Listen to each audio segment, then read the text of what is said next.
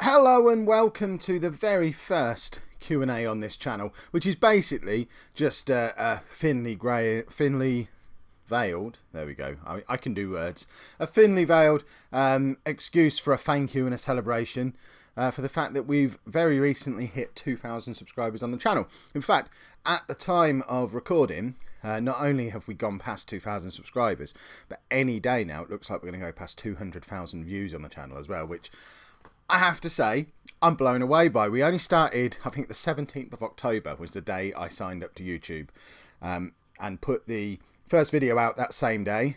Since then, I've missed one day and one day only.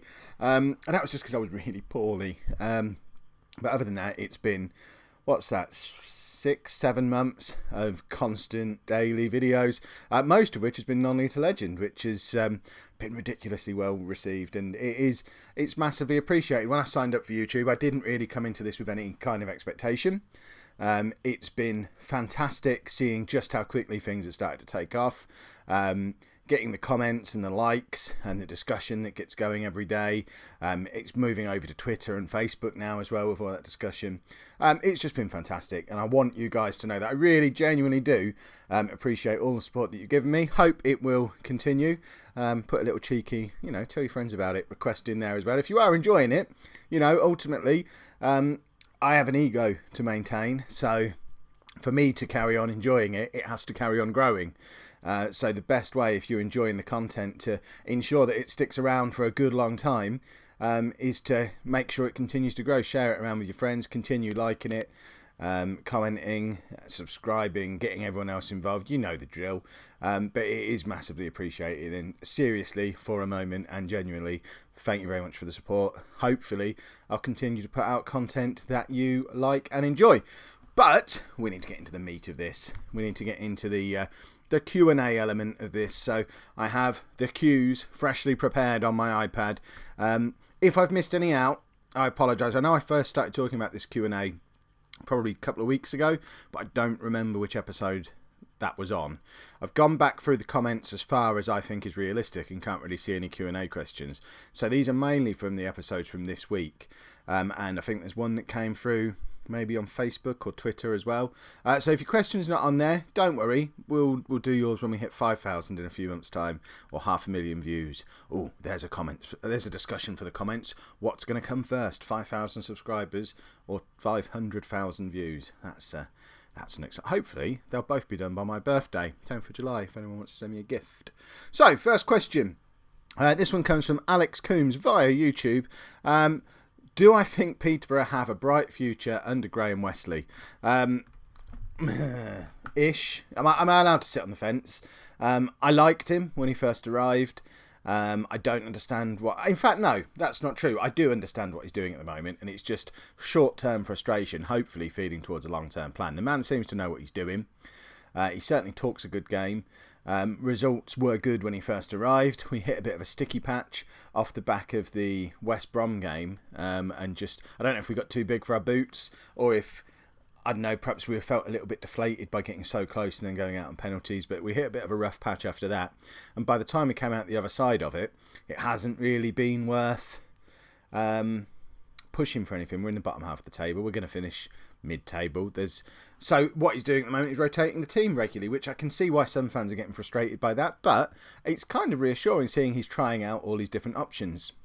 And I'm happy for him to do that. I'll certainly give him until Christmas, let him finish off the season with his experimentation, so we can go into next year with him having a proper first choice team in his mind. And if he can get us playing half as well as we played in that game against West Brom, when we were outstanding and looked comfortably the better team, certainly in the second leg, then yeah, I think there's a possibility for a future. And really, there has to be, because I'm terrified at the possibility of Darragh McAntony following through on his promise to sell up and leave the club if we don't get promoted next year. Because if Wesley does mess up, it's going to be difficult to recover from, and we would be not in a good place if Darragh McAntony moved on.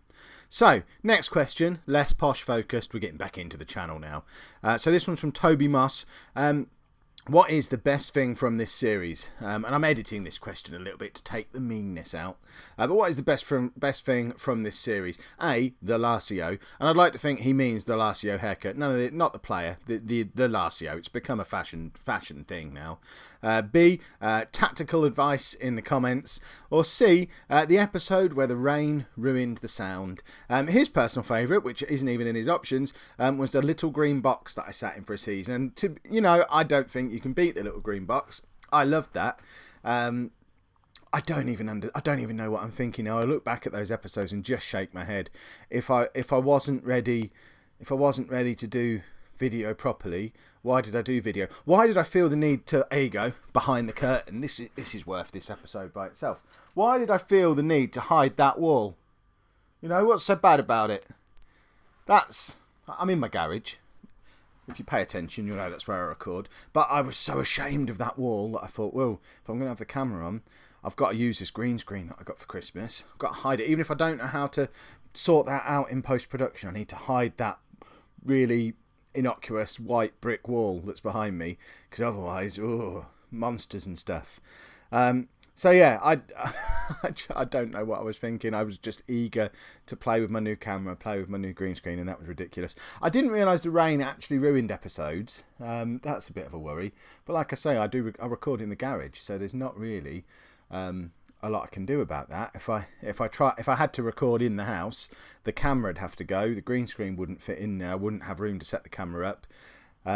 And it would be too noisy. I'd get about one episode out a month when I actually got enough quiet in the house to be able to do it. So someone did ask, and this is an uncredited question, I'm afraid, but someone did ask, and it's not on this list, so it must have been previously, what my process for actually recording an episode is, how long's involved in it, that kind of thing. Basically, the way I play the game and the way I record the videos for YouTube is most of my gameplay is on my gaming PC, which is in the house. I then utilise Steam cloud saves, which people are constantly telling me is a really bad idea because it's not very reliable. But for me, it's the only way I can realistically do this. If it corrupts somehow, I'd like to think there's a real backup on both the machines that I use it on. But I play through the offline stuff on my main PC. It runs like a dream. It's beautiful. And then Steam cloud save it to a dodgy old laptop that I have sat in my garage. Load it back up on the laptop. This is where I've got Bandicam installed. And I then record the episodes, sat in my garage, video camera in front of me, nice little lighting thing all set up, nice microphone, all set up. I've got a desk in my garage. It looks like a proper nerd's paradise. Record it all on here. Then those files, both from the camera and from Bandicam, they go into Dropbox, back onto the proper PC again, where I stick them all into Premiere Pro and edit them together. So the whole process for doing a video from start to finish, not counting the game time in between, is probably between an hour and a half and 2 hours. That's recording, upload, download time, editing time, rendering time, and then the final upload to YouTube. So it's probably not as detailed as what some of the other guys on YouTube are doing. I would really like to be able to do some of the really awesome editing stuff that the likes of Dr. Benji and One True Nerd and these guys who I watched. I mean, they're just incredible production values that I fully recognise at the moment. I'm not reaching those heights. But it's trying to find that balance between, well, if I did do that, I wouldn't be able to do as much. I have a full-time job. I'm a teacher, so I'm quite a busy man anyway. I do my podcast, I write books and stuff. I have lots of plates spinning at any one time. For me to have found an hour and a half, 2 hours a day, every day for 6 or 7 months, I'm quite surprised where that time came from, because I'm pretty sure I didn't have it before. So again, I'd be interested to hear your guys' thoughts in the comments. I would love to up the production values, but I can't see myself ever getting to the point where I could spend 3 or 4 hours on an episode and maintain a daily schedule. So I think I hit quite a nice balance. I think if you compare the current season, season 17, to season 1, or the infamous Green Box season, we've come on leaps and bounds. And hopefully I'll continue to pick up little tricks and tips here and there and gradually improve things, but it's still not where I want it to be. You wait for the summer holidays. Oh, you're going to be blown away. And then go back to this again and be really disappointed and probably unsubscribe. Oliver Williams says, as I play Football Manager, which is a football game. Thank you, Oliver. Do I have any real life football experiences? Playing, no. As you can see, I'm quite a husky gentleman. I'm also too old for all that now, and I've got a beard and glasses. You're basically, if you look up fat nerd in the dictionary, there's a picture of me next to it. And believe it or not, the likes of me don't play a lot of football. I played a little bit when I was younger, but then my knee exploded. I have one knee that has something called a patella subluxation, where basically the kneecap just dislocates when it feels like it. And then about a year and a half, 2 years ago. No, it wasn't that long ago. It was last summer. Feels like it's been going on forever. I tore the cruciate ligament in my other knee. At which point I went to see a doctor and then a physio, and I was given the question all us football people dread. At aged 33 years old, I was asked, do I want to have surgery on it, which will put me out of normal day-to-day life for however many weeks as that's healing, or if I'm willing to give up competitive sport, I can just use physio, let it heal naturally, but I'll probably never be able to play sport competitively again, won't really be able to run in a straight line.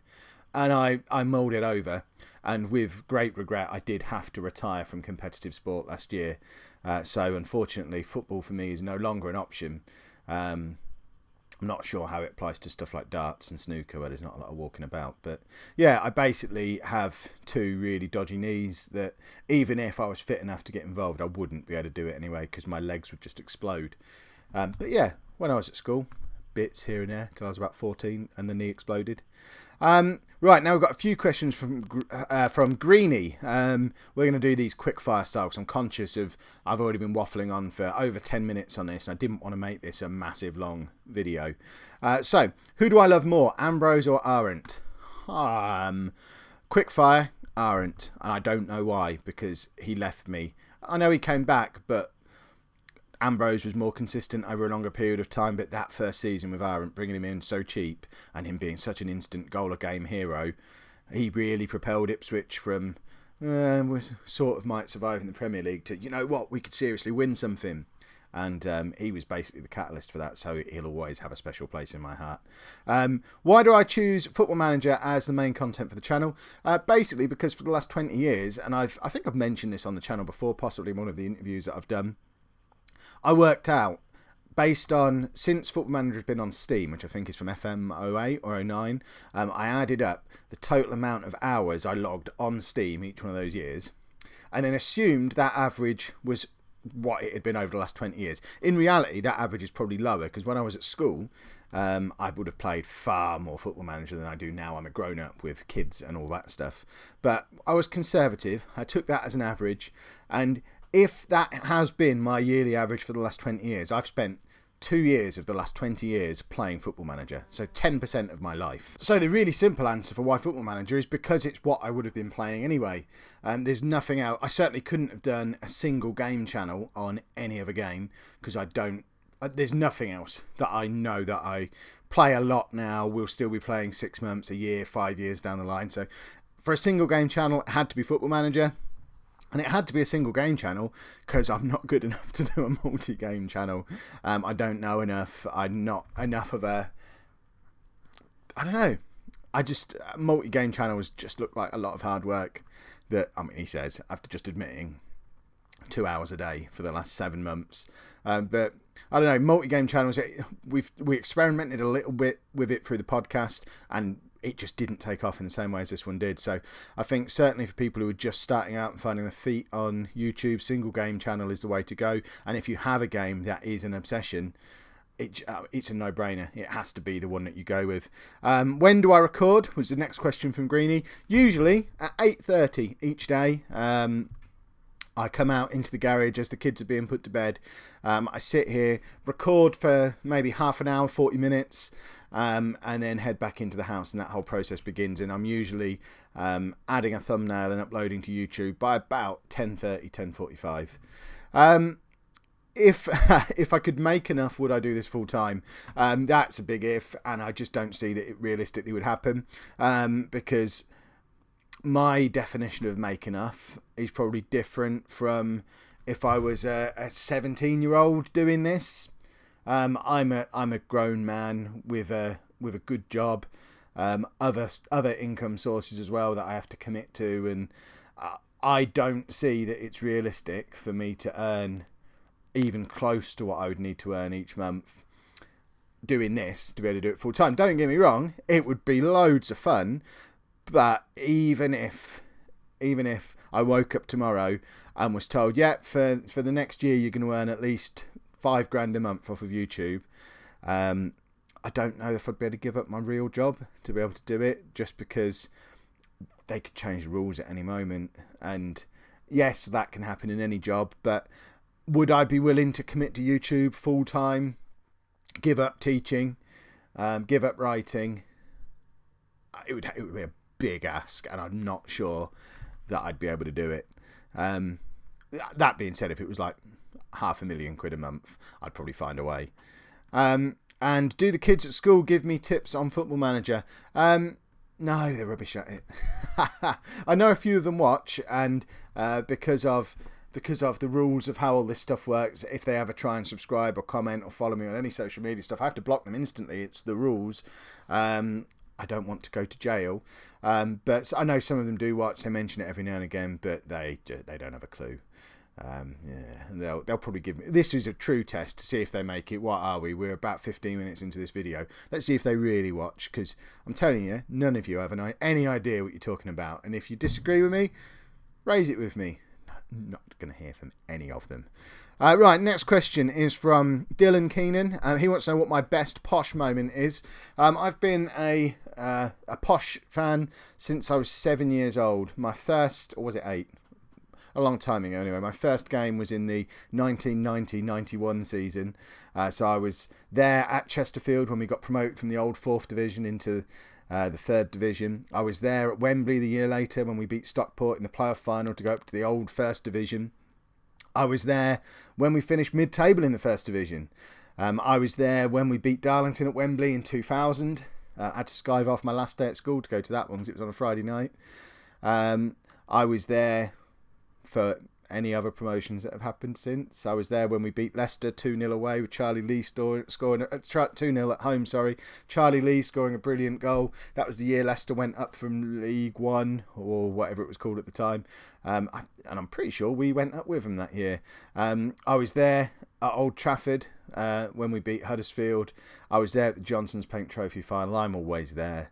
The best moment has to be Old Trafford. Because of the 7 minutes of heaven. We were supposed to lose that match. Huddersfield gave all their fans T-shirts that just said "Believe" on them before the match. They were goading us. They were the big team. They hadn't lost in like 40 games or something ridiculous by that point. Incidentally, they still claim they were unbeaten in the league at Christmas after that, despite losing the playoff final, which always made me chuckle, because apparently playoffs aren't in the league. They don't count. But they had the likes of Jordan Rhodes, Benakofobi in their squad. They actually left Jordan Rhodes out of their team to play Benakofobi that day, which we all thought was mental. But I guess if it had been played today, that would make sense. But 5 years ago, it didn't. But we weren't ever supposed to be in with a chance. And then for us to go 1-0 up, and then 2-0 up, and then 3-0 up, all inside 7 minutes. I've never experienced 7 minutes of football like that. I occasionally watch that full 7 minutes you can watch on YouTube still now, and I watch it and I get goosebumps on the back of my neck. It tingles. I almost had a heart attack that day when that third goal went in. I fell over. The man behind me was holding me up. I was all over the place. My heart rate, I could feel it bouncing out the side of my head. It was just like no feeling you would ever experience doing anything else other than football, and it makes all the rubbish times all the more sweeter when you know you've got moments like that. And there've been other good moments, but that is the best one, and I don't think it will ever be beaten. I just don't think it's going to be possible. Sid Aya says, what makes you continue playing your save for so long? We had a little bit of chat about this one in the comments, but I thought it was worth bringing to the Q&A as well. As far as I'm concerned, this is when it starts to get good. I don't, as you've all figured out by now, I don't really know anything about football outside of League One or whatever division Posh happened to be in at the time. I arrived at Man City in this save and didn't realise Donnarumma was a real player, because I have genuinely never heard of him. I've still never heard of him outside of my Football Manager save. Apparently, he's quite a big deal. No idea. I don't know anything about football, really, outside of Football Manager. But this is when it starts to get good. Once you get past that bit where you just have to sign the players you've heard of, and I always go by what my scouts say anyway. But when you get to this point, you're sort of forced into doing that. There's no signing players based on reputation, because you don't know what their reputations are, and it all becomes about finding the good young talent, developing them, building teams after teams after teams, building dynasties. My longest save, I think, was one that I documented on the Sports Interactive Lower League Managers Forum. I think it was on FM 08 or 09. I made it 25 years into that save. I started in the Swiss leagues. I spent 7 years in the Swiss leagues, never managing to do anything. We were just mid-table the whole time. And then I think I made it. I finally got, can't remember if I got sacked or if I just left and ended up at Ebbsfleet in the Conference National. I think I then went to AFC Wimbledon, and eventually Posh offered me the job just after they'd been relegated into League Two.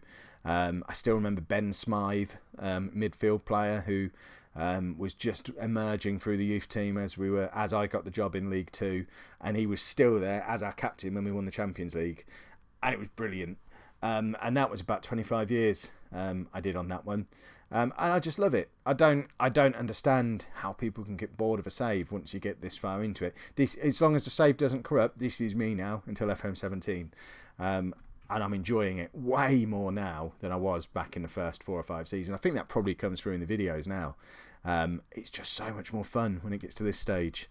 And I believe this is the last question. This is from long-time internet stalker of mine, Lee McElwain. He wants to know what my all-time Kev-managed best 11 is. And I have actually had to sit and do some research and try and work this out, because this is hard. And I know we're nearly 20 minutes deep in this video now, and I'm going to try not to take too much time. All being well, if I'm editing this properly, just here now, you should be able to see my team.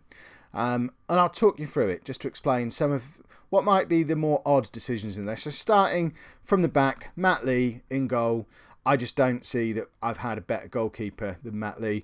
Donnarumma has been good, but I didn't sign him. I signed Matt Lee, and he was brilliant, and he's still my England goalkeeper now, and he's been brilliant for the 10 years or so I've been managing him in, whether it was with Ipswich or with England. Goalkeeper was always a problem position until Matt Lee came along, and it's not a problem anymore. Back four, there's a few obvious ones, but we'll start with the curveball. Ben Tilney in at left back. When I was sat here looking back over the 16, 17 seasons of this save, I couldn't really remember a really, really awesome left back. There was no left back equivalent to Lazaroff. So rather than it being the best left back, which would probably be Griellini, maybe, at Ipswich, or Mateza at City, maybe, but they're not like world class. So I thought, well, what left back meant the most to me? And for the symbolism that going out and spending £250,000 on a player when I was in Exeter manager in League Two, and I'd never spent any money on a player before, being able to go out and spend that money on Ben Tilney was symbolically the start of all the awesome that was to come. Plus, he was a really good left back. We had 2 years playing wing backs, him on one side, Cameron Gale on the other, and they tore up League Two. They were a brilliant combination. Cameron Gale is justifiably a bit miffed that he's not in this team, because he was probably the better of the two, but he was the right back and he was never getting in past you-know-who. But yeah, just Ben Tilney for what he represented and how it was kind of the turning point in the save, in a way. We had the Lewis Bradford money, and we spent it on fullbacks, and he was one of them, and he was awesome. Lazaroff is obviously on the other side. He's a defender who got 40 assists in a season. You know all about him. I don't think I need to explain anymore. He's soured the taste a little bit with what he's done for me at City, but he'll forever be remembered for that 4 or 5 seasons at Ipswich where he was the best player in the world, as far as I'm concerned. Nicolas Dane is going to be one of our centre-backs. Not necessarily because he's one of the best centre-backs I've managed. I don't think he even gets in the Ipswich team now, and he's still only 28, 29 years old.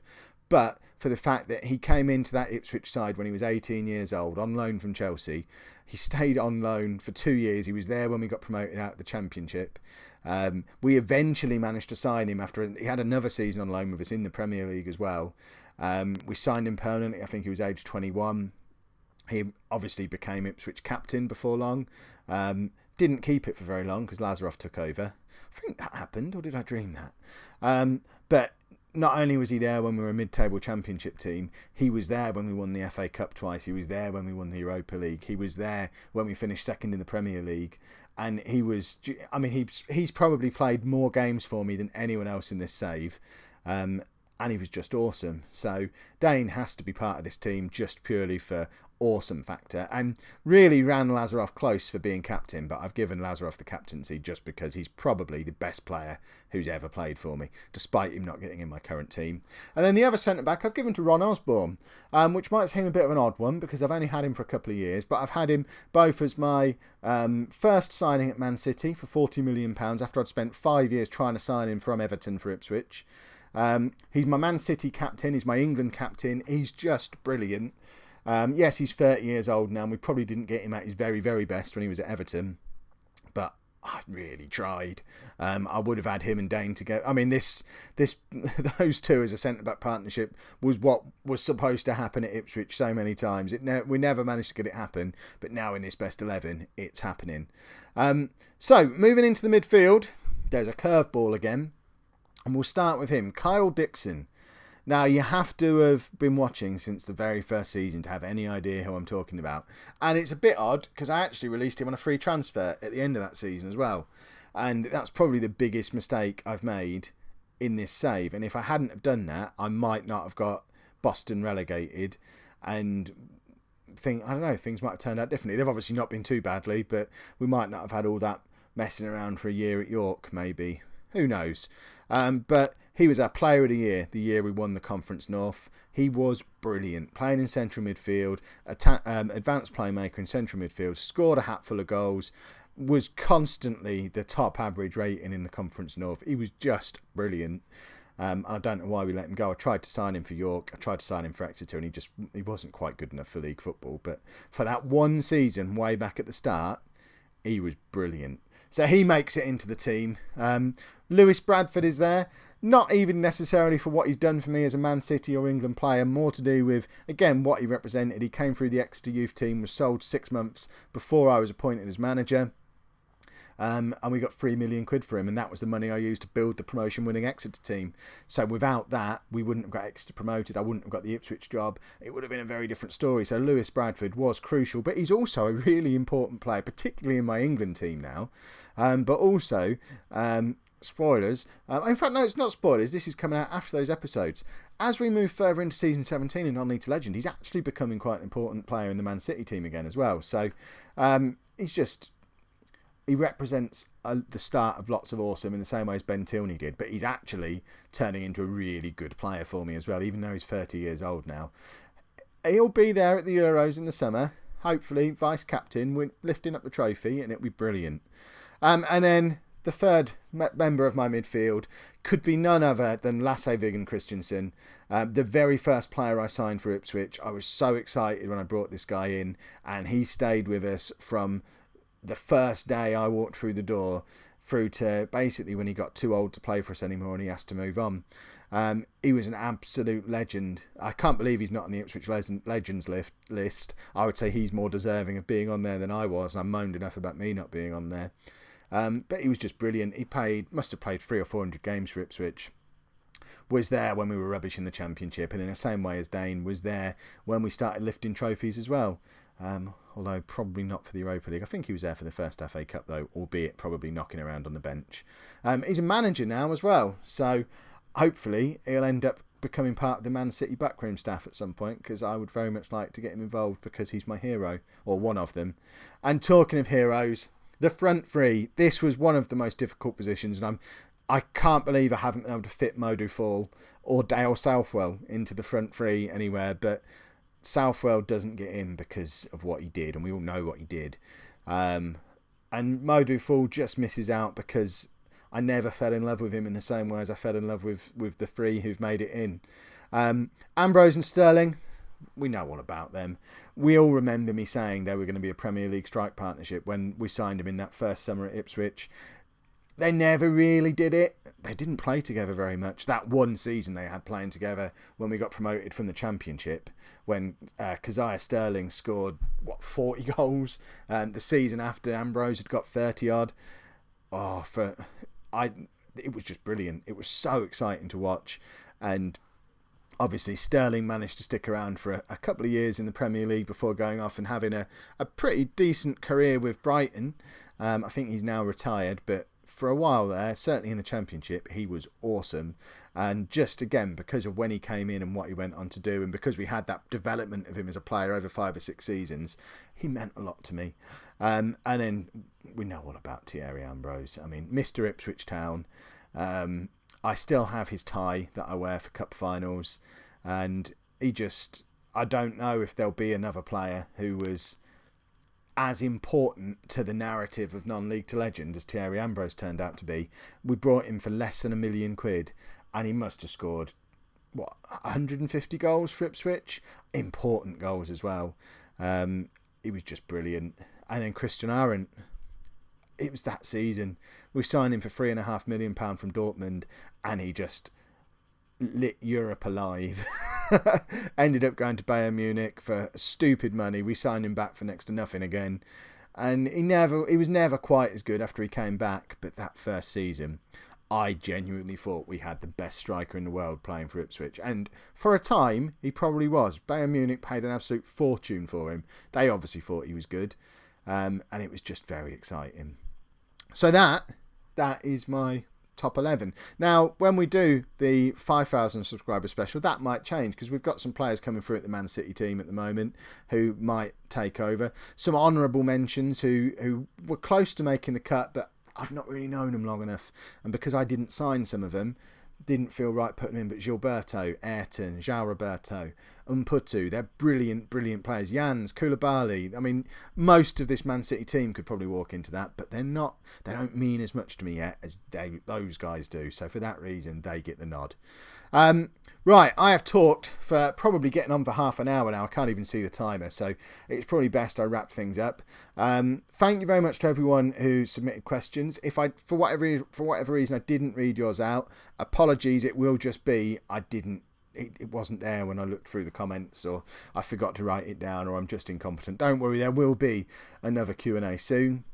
If you have enjoyed this, make sure you pop a like on there, get involved in the comments, let's get some discussion going, especially those of you who've been here for the full 17 seasons. Do you agree with my best 11? Who would be in and out? And I'd love to see your non-league to legend best 11s appear in the comments. That would be fantastic. I probably don't need to tell you guys to subscribe to the channel, because if you're watching this, you almost certainly already do. And I just want to finish things off by once again thanking you all for the amazing support we've had over the last 6 or 7 months. Long may it continue. I plan on sticking around doing this for a good long time yet. Like I've said to many people when they're asking how I'm managing to do it every day, the genuine, honest answer is I would be playing this game in this way anyway. I like the sound of my own voice. It is no hardship to do a little bit of it on camera and share it with you lot and be able to have this brilliant, shared, awesome story. And the moment it gets to the point where I wouldn't be doing it anyway and it becomes a chore, I'll stop. But 20 years into Football Manager, it hasn't become a chore yet, so I don't see that happening anytime soon. Thank you very much for your support, and thank you very much for watching.